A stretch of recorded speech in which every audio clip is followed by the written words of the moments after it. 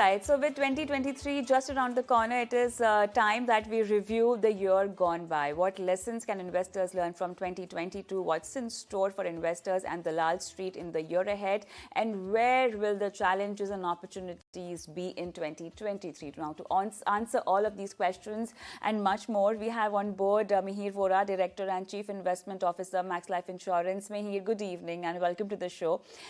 So let's take a roundup of 2022 first. In one word, how has this year been so far? As always, as far as equities markets are concerned, it's been an exciting year. Okay. A lot of lessons learned and a lot of lessons reinforced. That was short and crisp, but then let's dissect this now. Coming to learnings, what is it that you have learned? So two or three, very important lessons learned or some lessons reinforced, I would say. One big one was the resilience of the domestic investor. This has been a year where we've seen almost $20 billion worth of FII selling in the equities market. And 5 years ago, 10 years ago, this would have been a big number and it would have kind of really impacted the markets negatively. But this year, the markets held up convincingly, and that's all because of the local investor. We've seen local investors, including mutual funds, insurance companies, and pension funds, buy almost $30 billion of equities against a $20 billion selling. So it's really been a year of coming of age of the domestic investor. And the good thing is most of these flows are quite resilient. These are recurring flows like SIP, insurance premiums, pension fund contributions on a monthly basis. So this really shows the depth of the financial markets is increasing, and it should be a good stabilizing force for the equities market. So that's one big, observation and lesson learned, that don't ignore the local investor. Right, The other, go on, please. The other key lesson I would say is, more of a reinforcement that ultimately valuations work. 2021, especially towards the end, we saw a lot of frenzy in some of these new age tech companies, consumer tech, fintech kind of companies at absurd valuations, in spite of them being really good growth companies. So in spite of some of them being really good growth companies, valuations were not right, and we saw a big amount of correction in many of these stocks in 2022. So the lesson reinforced is that ultimately valuations do matter, and other thing is profits also matter. This year we've really seen companies which demonstrate good profit growth do very well.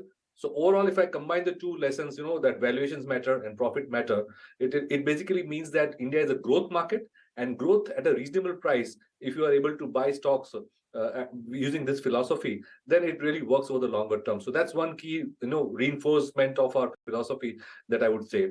And the other good thing that we saw is that the fears of banking quality, asset quality, that banks will have a tough time after COVID were dispelled.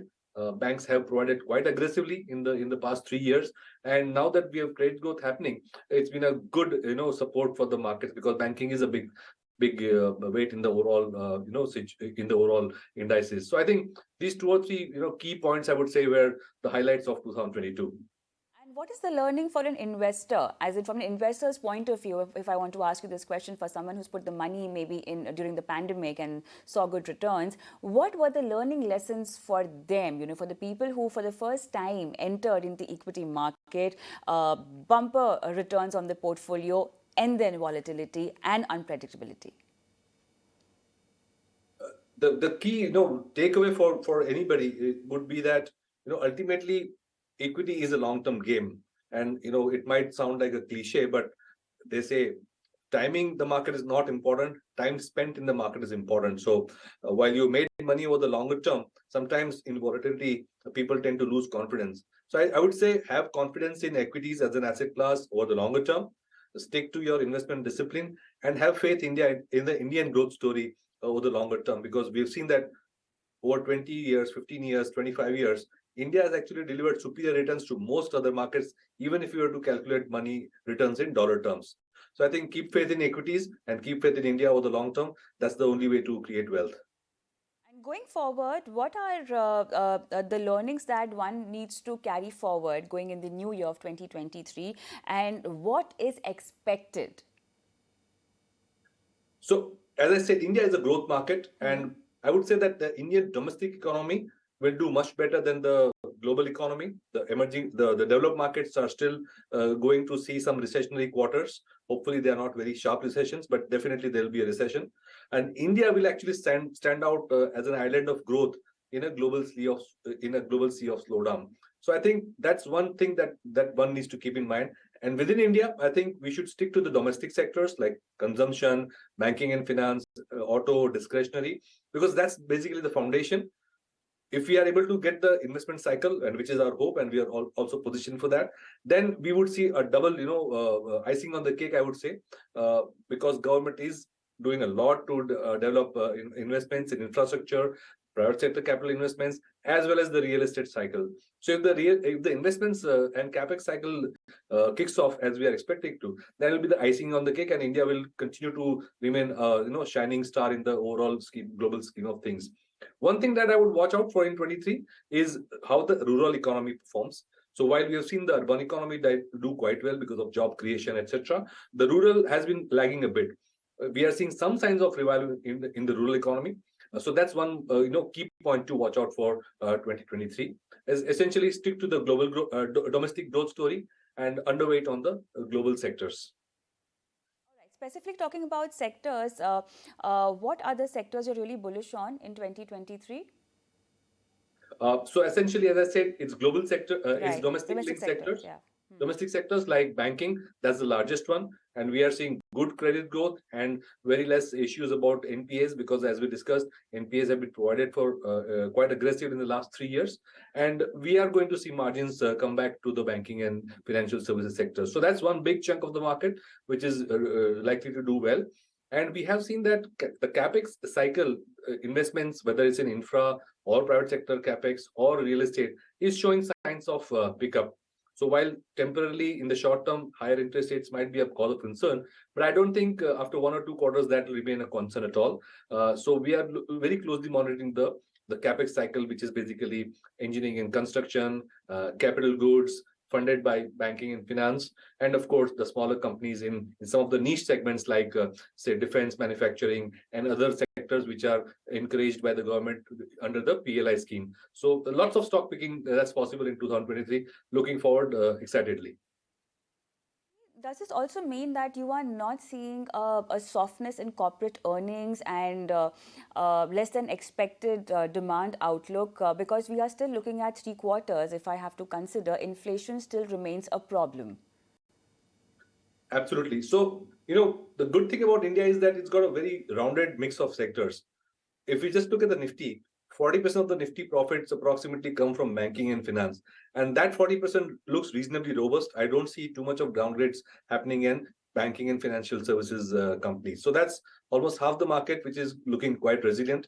The infrastructure, the FMCG, the IT segments are also reasonably resilient, I would say. I don't see too many of downgrades happening. In fact, if you look at the last 5-6 months, whatever downgrades have happened essentially on the basis of higher commodity prices, whether it's on oil and gas or steel or cement. We have seen some margins getting compressed because of global commodity prices going up, and that now fear is coming down. So I would say the risk of downgrades is lesser than the risk of upgrades. And for FY24, March 24 year ending, we are expecting about 15% earnings growth for the Nifty overall, I would say, which is quite robust. Bumper growth in the real estate sector, you think that's going to sustain? I would think so, especially if the rural and urban consumption and the job creation cycle continues. Then I think there has been a lot of underinvestment in the real estate cycle over the last 5-7 years. And that should see much more activity going forward if this sustains. I also want you to explain us your eye on the currency, because that could be a concerning factor for 2023 or could be a mood spoiler for us. So as far as the INR is concerned, 2 to 4% depreciation is something that we build in on a normal case basis. If there's a global risk of environment and you see much sharper tightening in the US economy and bond yields in the US going up, then the dollar might strengthen related to all of the currencies. That might add a bit of a risk factor to the currency. But as far as the base case is concerned, the default, I would say about 2 to 4% is fine. Do you want? What all would you expect? Sorry, expect in what? Budget. Budget, I think, is becoming, thankfully, more and more of a non-event because most of the taxes, whether it's indirect taxes or direct taxes regime, are more or less now streamlined. So there's not much to do in terms of cutting taxes. I don't see the government wanting to hike taxes across the board.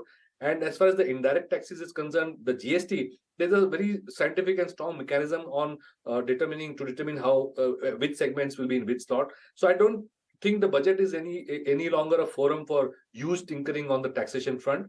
As long as there is nothing negative, I think it should be a non-event. So for an investor, what should be the portfolio diversification strategy or an asset allocation strategy if at all they want to rebalance it or revamp it? How should they go ahead now? So equities over the long term definitely is the top pick. Sure. But for the shorter term, as a tactical move, I would say, given the way interest rates have moved up, bond yields have moved up, FD rates have moved up, the next starting from now to till say the next 6 months, I would think that it's a good chance to build a fixed income portfolio also, because I don't think you'll see these kind of good yields in the next after say 6 to 9 months, because then interest rates will start coming down. So if you want to do some tactical adjustments, it's a good time to look at fixed income. All right, so it's a good time to look at fixed income, and India growth story is really strong. With that, thank you so much, Mihir Vora, for being on the show and guiding our viewers as to how to make a strategy in 2023. And with that, we slip in